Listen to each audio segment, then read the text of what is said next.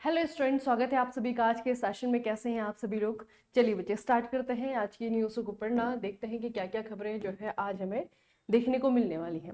सबसे पहले है केंद्रीय ऊर्जा मंत्री मनोहर लाल ने भारत की पहली 3 मेगावाट क्षमता वाली वेनेडियम रेडॉक्स फ्लो बैटरी इसका उद्घाटन एनटीपीसी के अनुसंधान एवं विकास केंद्र NTPC energy technologies research alliance greater Noida Uttar Pradesh में किया है। ठीक है, तो आपको क्या याद रखना है? भारत की पहली 3 मेगावाट क्षमता वाली वेनेडियम रेडॉक्स फ्लो बैटरी इसका इनोग्रेशन किया गया है। किसके द्वारा? केंद्रीय ऊर्जा मंत्रालय के मंत्री यानी कि मनोहर लाल खट्टर जी के द्वारा। ठीक है, कहाँ पे बचे? नोएडा उत्तर प्रदेश में। Vanadium redox flow battery rechargeable flow battery की एक खास किस्म है जो कि ऊर्जा को रासायनिक रूप में संग्रहित करती है। ठीक है, तो जिस तरीके से बच्चे हम बहुत सारी बैटरीज का इस्तेमाल हम आए दिन अपने किसी न किसी डिवाइसेस में करते हैं। ठीक है, तो ये जो आपका बैटरी है ये आपका रिचार्जेबल फ्लो बैटरी का ही एक प्रकार है जिसमें कि केमिकल्स को जो है आपका स्टोर करके क्या किया जाता है? एनर्जी जनरेट की जाती है। ठीक है, इसमें कैथोलाइट और एनोलाइट दोनों में ही वेनेडियम आयनों का इस्तेमाल किया जाता है और जो 4 अलग अलग ऑक्सीकरण अवस्थाओं में रह सकते हैं। ठीक है, तो बेसिकली इस बैटरी को बनाने के लिए वेनेडियम का इस्तेमाल हो रहा है। ठीक है, और इसमें जो है आपका वेनेडियम फ्लो बैटरी, इसीलिए इसका नाम आपका नाम पड़ा है। ठीक है, तो आपको याद रखना है बच्चे कि वेनेडियम रेडॉक्स फ्लो बैटरी इसका जो है आपका फ्लो बैटरी का इनोग्रेशन किया गया है। कहाँ पर? आपका नोएडा यूपी में। और किसने किया है ये भी याद रखना? मनोहर लाल खट्टर के द्वारा जो है आपका इनोग्रेट किया गया है। अगला है बच्चे, मालदीव ने हाल ही में हा धालू एटोल में हनी माधु अंतर्राष्ट्रीय हवाई अड्डे का उद्घाटन किया है। उद्घाटन समारोह में राष्ट्रपति डॉक्टर मोहम्मद मोइज और भारतीय नागरिक उड्डयन मंत्री किंजराप राम मोहन नायडू ने भाग लिया। इसमें भारत की 100 मिलियन अमेरिकी डॉलर की ऋण सहायता के द्वारा वित्त पोषित यानी कि फंड जो है आपका शामिल है। ठीक है, आपको पूछा जाएगा हाल ही में कौन से देश ने भारत की सहायता से एक नया हवाई अड्डा जो है आपका बनाया है? तो इस हवाई अड्डे का नाम आपको याद रखना है, हनी माधु हवाई अड्डे का नाम है। इंटरनेशनल बचे आपका एयरपोर्ट है, मालदीव के द्वारा जो है आपका इनोग्रेट किया गया है। तो ये आपको याद रखना है कि भारत की हेल्प से इसे बनाया गया है। नाम है हनी माधु। ठीक है, मालदीव बचे हिंद महासागर का एक कैपिटल है और आर्किपेलागो है, छोटे छोटे द्वीपों से मिलकर के बना हुआ है और माले जो है इसकी कैपिटल है। अगला है प्रधानमंत्री नरेंद्र मोदी और भूटान नरेश। अभी हम लोगों ने इससे रिलेटेड एक और न्यूज पढ़ी थी। प्रधानमंत्री नरेंद्र मोदी जो है भूटान यात्रा पे है और उस दौरान जो है एक तो बच्चे भूटान का एक मठ जो है आपका एक शैक्षणिक केंद्र वाराणसी में खोले जाने की घोषणा हुई है। और दूसरा जो है आपका भूटान के जो नरेश है इनका नाम है आपका जिग्मे खेसर नामग्याल। ठीक है, नामग्याल वांगचुक इनके द्वारा और प्रधानमंत्री नरेंद्र मोदी के द्वारा दोनों के द्वारा कंबाइनली एक जल विद्युत परियोजना का शुभारंभ किया गया है। तो जल विद्युत परियोजना का नाम क्या है आपका?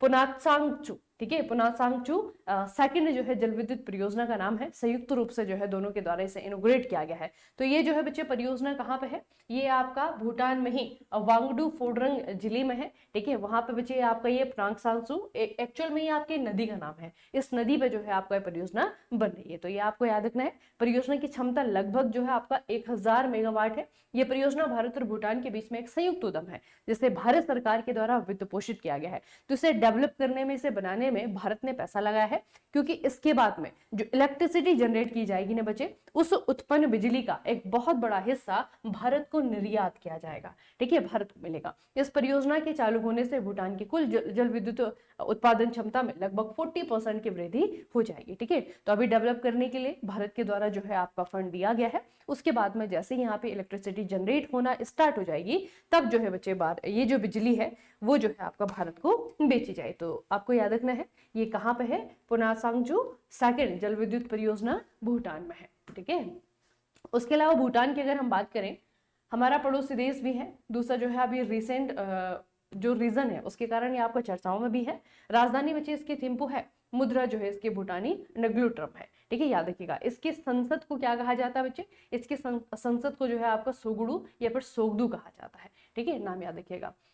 अगली न्यूज जो है आपकी ये है आपका स्टेट से और आर्ट एंड कल्चर से भी कह सकते हैं। हमें 2 इंस्ट्रूमेंट के नाम याद रखने हैं क्योंकि इसे जो है भारत सरकार के द्वारा जीआई टैग दिया गया है। ठीक है, ये 2 इंस्ट्रूमेंट है बच्चे। ये दोनों ही जो है आपके इंस्ट्रूमेंट सिक्किम के हैं। ठीक है, सिक्किम के पारंपरिक है। एक आपका लेप्चा वाद्य यंत्र इनको कहा जाता है। ठीक है, एक का नाम है बच्चे तुम्बुंग और एक है आपका पुमटोंग। ठीक है, तुम्बुंग और पुमटोंग। तो इसको नाम थोड़ा सा याद रखना, पूछा जाएगा कहाँ के हैं, तो तुंगबुंग और पुमटोंग जो है आपके लेपचा वाद्य यंत्र है, और ये कहाँ के हैं आपके, सिक्किम के हैं। इनको हाल ही में जीआई टैग दिया गया है, ठीक है। उसके अलावा बच्चे तुंगबुंग जो है एक 3 तार वाला वाद्य यंत्र है। यहाँ पे अगर आप लोग देख सकते हैं, ये जो है आपका तुंगबुंग, जैसे गिटार होता है ना, उसी तरीके से इसमें जो है आपके 3 तार होते हैं इस तरीके से, तो ये आपका तुंगबुंग है। उसके अलावा जो दूसरा है आपका पुमटोंग, पुमटोंग बेसिकली क्या है आपका, ये बांस से बनी हुई बांसुरी है, ठीक है, बांस से बनी हुई बांसुरी है। तो ये जो है आपके सिक्किम के 2 लेपचा वाद्य यंत्र है, इंस्ट्रूमेंट्स है, जिनको वहाँ पे इस्तेमाल किया जाता है। इन दोनों को ही जो है आपका जीआई टैग दिया गया है। तो आपको स्टेट भी पूछा जा सकता है कि कौन से स्टेट के हैं, तो ये सिक्किम के हैं, ठीक है, या फिर ये आर्ट एंड कल्चर से भी रिलेटेड है कि ये आपका कहाँ से रिलेटेड है, तो ये आपको याद रखना बच्चे कि सिक्किम के हैं। दीपक गुप्ता को गेल इंडिया लिमिटेड के अगले चेयरपर्सन के रूप में और सीएमडी के रूप में, ठीक है, प्रबंध निदेशक के रूप में अपॉइंट किया गया है, इंपॉर्टेंट है। उन्हें सार्वजनिक उद्यम चयन बोर्ड यानी कि पीईएसबी के द्वारा इस पद के लिए चुना गया है। वह मौजूदा सीएमडी संदीप कुमार गुप्ता का स्थान लेंगे, जो कि फरवरी 2026 में सेवानिवृत्त होने वाले हैं, ठीक है। तो अभी जो जा रहे हैं उनका नाम आपको याद नहीं रखना है, जो आ रहे हैं उनका नाम आपको याद रखना है, ठीक है। तो मिस्टर दीपक गुप्ता गेल इंडिया लिमिटेड के अगले चेयरपर्सन होने जा रहे हैं। बाकी बच्चे गेल इंडिया की अगर हम बात करें, हेडक्वार्टर इसका न्यू दिल्ली में है, और ये जो है 1984 में बनी हुई एक पीएसयू है, ठीक है। तो गेल इंडिया आपको याद रखना है, मिस्टर दीपक गुप्ता। अगला है बच्चे Montreal protocol. Montreal protocol ozone से रिलेटेड है, ठीक है। मॉन्ट्रियल प्रोटोकॉल के पक्षकारों की 37वीं बैठक अभी 3 से लेकर के 7 नवंबर तक हुई है। कहां पर हुई है, नैरोबी में। नैरोबी बच्चे आपके केन्या की कैपिटल है। केन्या जो है एक अफ्रीकन कंट्री है, तो केन्या की कैपिटल नैरोबी में संयुक्त राष्ट्र पर्यावरण कार्यक्रम के मुख्यालय में आयोजित जो है इसको किया गया है। तो ये थोड़ा सा याद रखना। इस तरीके के समिट जो है आप लोग देख रहे होंगे, आरआरबी जेईई के जो है हमने पीवाईक्यू सेशन किए हैं, जिसमें कि हमने एनालिसिस में देखा इस तरीके की खबरें जो है कितनी इंपॉर्टेंट है ना। समिट जो इंपॉर्टेंट आपके इस तरीके की जो आपके समिट होते हैं, इस तरीके से जो आपके कन्वेंशन होते हैं, ठीक है, वो आपके साल दर साल कहाँ पे हो रहे हैं, कहाँ पे उनका आयोजन किया जा रहा है, तो उनके वेन्यू जो है एग्जाम के लिए काफी इंपॉर्टेंट रहते हैं, ठीक है। तो ये आपको याद रखना बच्चे, मॉन्ट्रियल प्रोटोकॉल जो है आपका है, और मॉन्ट्रियल प्रोटोकॉल किस चीज से रिलेटेड है, ओजोन संरक्षण से संबंधित है, ठीक है। इसके बारे में थोड़ा सा मैं आपको स्टार्टिंग बताऊंगी, वो भी याद रखना। तो नैरोबी केन्या में जो है आपका संयुक्त राष्ट्र पर्यावरण कार्यक्रम का जो हेडक्वार्टर है बच्चे, वहां पे इसका आयोजन किया गया, ठीक है। बाकी मॉन्ट्रियल प्रोटोकॉल की अगर हम बात करें, तो ये बेसिकली 2-3 सवाल इसमें पूछे जाते हैं। तो बेसिक सा यही है कि किस चीज से रिलेटेड है, ये ओजोन से रिलेटेड है, ठीक है। 1987 में बच्चे आपकी ट्रीटी आई थी, प्रोटोकॉल आया था, और 1987 में जो है इसको साइन किया गया था, और 1989 में जो है आपका ये इम्प्लीमेंट हुआ था, ठीक है। ये जो है आपका इम्प्लीमेंट हुआ था 1989 में। इसमें बेसिकली क्या है, इसमें जो है बच्चे आपका ओडीएस यानी कि ओजोन डिप्लीटिंग सब्सटेंसेस, ऐसे पदार्थ जो कि ओजोन लेयर के लिए, ओजोन परत के ओजोन लेयर के लिए जो है आपके जो हानिकारक हैं, ओजोन परत के क्षरण के लिए जो रिस्पॉन्सिबल सब्सटेंसेस हैं, जो एलिमेंट्स हैं, उनको जो है आपका खत्म करने के लिए, ठीक है, उनको बेसिकली खत्म मतलब कि उनका इस्तेमाल कम करने के लिए, ठीक है। तो वो जितनी भी चीजें हम इस्तेमाल करें, जैसे कि सीएफसी है, ठीक है, उसके जो है कुछ ना कुछ उसके जो है आपके बाकी हमें कुछ ना कुछ सब्स्टिट्यूट ढूंढने होंगे, ठीक है, कोई और गैसेस इस्तेमाल करनी होगी, लेकिन इस तरीके के प्रोडक्ट को इस्तेमाल नहीं करना है। इसको लेकर के आपकी ट्रीटी हुई थी, संधि हुई थी, जिसे हम मॉन्ट्रियल प्रोटोकॉल कहते हैं, ठीक है। 1987 में बच्चे आपकी ट्रीटी हुई थी, और 1989 में जो है इसे इंप्लीमेंट किया गया। अगली न्यूज बच्चे आपकी एक एप्लीकेशन है, एक पोर्टल है, जिसका नाम हमें याद रखना है, ठीक है। देखिए, सहकार डिजी पे, एक आपका सहकार डिजी पे है, और दूसरा आपका सहकार डिजी लोन एप्लीकेशन है, ठीक है। किसके द्वारा लॉन्च किया गया बच्चे, केंद्रीय सहकारिता मंत्री श्री अमित शाह के द्वारा जो है इसे लॉन्च किया गया है। 10 नवंबर 2025 को लॉन्च किया गया है। यह लॉन्च सहकारी ऋण क्षेत्र के अंतर्राष्ट्रीय सम्मेलन के दौरान किया गया है, ठीक है। तो इससे थोड़ा सा याद रखना। और इन एप्लीकेशन से क्या होगा, इन एप्लीकेशन से शहरी सहकारी बैंकों को डिजिटल भुगतान और ऋण यानी कि लोन सुविधाओं को अपनाने में सक्षम बनाना, ताकि वे तेजी से बढ़ती कैशलेस अर्थव्यवस्था में प्रतिस्पर्धी बने रह सके, ठीक है। तो जो हमारे सहकारी बैंक होते हैं, खास करके जो अर्बन सहकारी बैंक है, अर्बन कोऑपरेटिव बैंक, ठीक है, तो अर्बन कोऑपरेटिव बैंक को जो है आपका डिजिटलाइजेशन से जोड़ने के लिए जो है आपके 2 एप्लीकेशंस है, सहकार डिजी पे है और सहकार डिजी लोन एप्लीकेशन है, ठीक है। तो वो भी ताकि इस जो अभी चेंजेस हो रहे हैं, है ना, हम हर तरीके से जो है बच्चे कैशलेस इकोनॉमी की तरफ बढ़ रहे हैं, तो उसमें ये बैंक भी जो है उस रेस में जो है शामिल हो सके, उसके लिए आपका किया गया है। तो सहकार डिजी पे और दूसरा आपका सहकार डिजी लोन एप्लीकेशन है, याद रखना किसने लॉन्च किया है, ठीक है। अगला बच्चे आपका स्टेट है दिल्ली। दिल्ली सरकार ने, हालांकि स्टेट नहीं है, यूनियन टेरिटरी है ना, लेकिन हम स्टेट और यूटी की न्यूज जो है इसी तरीके से एक ही उसमें पढ़ते हैं, ठीक है। अच्छा, दिल्ली सरकार ने एक स्टेट डिजिटल प्लेटफॉर्म है school web application, school web app, ठीक है, ये लॉन्च किया है। इसे दिल्ली के शिक्षा मंत्री आशीष सूद के द्वारा लॉन्च किया गया है। यह एप्लीकेशन राष्ट्रीय शिक्षा नीति 2020 के अनुरूप शिक्षा प्रणाली को और अधिक स्मार्ट, पारदर्शी और सुलभ बनाने के लिए डिजाइन किया गया है, ठीक है। तो याद रखिए बच्चे, किसका है ये एप्लीकेशन का नाम? स्कूल वेब ऐप है। किसके द्वारा किया गया है? दिल्ली सरकार के द्वारा किया गया है। ये आपका एक डिजिटल प्लेटफॉर्म है। उद्देश्य क्या है? स्कूलों में शिक्षा और प्रशासनिक प्रक्रियाएं, जो एडमिनिस्ट्रेटिव प्रोसेस होते हैं, उनको मॉडर्नाइज करना, उनको आधुनिक बनाना, ठीक है। तो याद रखना बच्चे, इसका नाम है स्कूल वेब एप्लीकेशन, दिल्ली सरकार का है। दिल्ली के अभी वर्तमान में जो शिक्षा मंत्री हैं उनका नाम है आशीष सूद, इनके द्वारा बच्चे लॉन्च किया गया है, ठीक है। अगली खबर है बच्चे आपकी वन मोर स्टेट है तमिलनाडु। 2025 नवंबर में तमिलनाडु ने भारत की पहली women wellness on wheel WWW, ठीक है, याद रखिएगा, women wellness on wheel WWW पहल इनिशिएटिव शुरू की है। परियोजना की लागत कितनी है? इस परियोजना के लिए लगभग 41 करोड़ का बजट जो है निर्धारित किया गया है। मोबाइल यूनिट्स, इस योजना के तहत 38 मोबाइल मेडिकल यूनिट्स हर जिले में एक को लॉन्च किया गया है, ठीक है। अब इसका थोड़ा उद्देश्य देख लेते हैं कि है क्या WWW। ये बच्चे आपका ग्रामीण और अर्ध शहरी क्षेत्रों में जो रहने वाली महिलाएं हैं उनको उनके घर के पास ही निशुल्क कैंसर स्क्रीनिंग और अन्य स्वास्थ्य सुविधाएं उपलब्ध कराना, जहां स्वास्थ्य सुविधाओं तक पहुंच सीमित होती है, ठीक है। तो बेसिकली हेल्थ केयर है, लेकिन ये हेल्थ केयर जो है आपका सिर्फ है स्पेसिफिकली है वुमेन्स के लिए, महिलाओं के लिए है, ठीक है। तो WWW women wellness on wheel, ठीक है, इस तरीके की कोई योजना इनिशिएटिव शुरू करने वाला जो है तमिलनाडु पहला स्टेट है जो health care facility only for womens है, ठीक है, महिलाओं के लिए है, ठीक है। उनसे रिलेटेड जैसे कैंसर स्क्रीनिंग हो गई, ठीक है, बाकी जो आपकी चीजें होती है उनके हेल्थ से रिलेटेड जो है उनकी जितनी भी सुविधाएं हैं वो उनको उनके घर के पास में मिल सके, ठीक है। तो इसको आपको याद रखना है बच्चे, ये आपका तमिलनाडु सरकार के द्वारा लॉन्च किया गया है, ठीक है।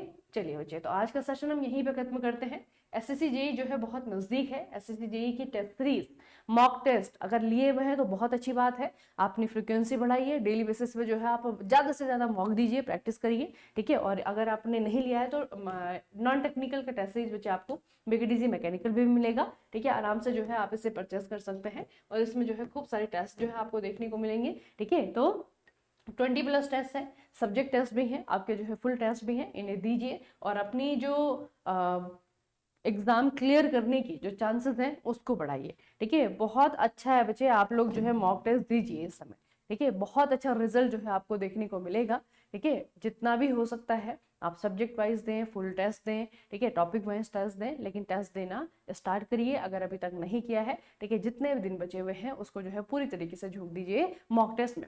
फिर मॉक टेस्ट देते समय जो है आपकी दो चीजें होती हैं, एक तो ये कि आप जब मॉक टेस्ट दे रहे हैं तो कभी कभी आप लोगों को लगता होगा जैसे कि फुल टेस्ट है, फुल टेस्ट देते हुए बीच में ऐसा लगता होगा कि यार टाइम वेस्ट हो रहा है क्या, है ना, ऐसी फीलिंग आती है, लेकिन वो टाइम वेस्ट नहीं है बच्चे, ठीक है। उससे जो है आप अपने आप को प्रिपेयर कर रहे हैं, आप जो है आपके जो सीनियर हैं उनके एक्सपीरियंस सुन लीजिए, ठीक है। मॉक टेस्ट जो है एक बहुत इंपॉर्टेंट टूल होता है आपके एग्जाम के लिए, ठीक है। खूब सारे मॉक टेस्ट दीजिए और आपको ये फीलिंग अगर आती है ना कि बीच में कि ये कहीं टाइम वेस्ट तो नहीं है, ठीक है, तो वो फीलिंग जो है साइड रख दीजिए बच्चे, है ना। हो सकता है कि आप जो है बीच मॉक टेस्ट में जो है छोड़ करके चले जाए, है ना, ऐसा नहीं करना है। आपको जो है थोड़ा सा समय लगेगा उस चीज को जो है एक्सेप्ट करने में, उस चीज को जो है आपका अडॉप्ट करने में समय लगेगा, लेकिन समय दीजिए। जरूरी नहीं कि पहले दिन ही जो है 1 घंटे का मॉक टेस्ट लगा दिया, ठीक है। 15 मिनट के होते हैं, 20 मिनट के होते हैं, इस तरीके से सब्जेक्ट वाले होते हैं, उसमें जो है टाइमिंग कम होती है। पहले वो वाले मॉक टेस्ट दें, फिर धीरे धीरे धीरे जो अपना समय है वो बढ़ाइए, ठीक है। लेकिन मॉक टेस्ट दीजिए बच्चे,